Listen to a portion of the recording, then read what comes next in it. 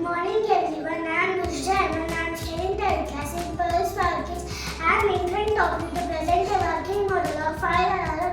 This model shows how a fire alarm detects heat or smoke and alerts people by making a loud sound. For this model we need battery, buzzer or LED, simple switch connecting wires.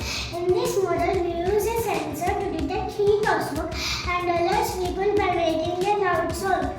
When it's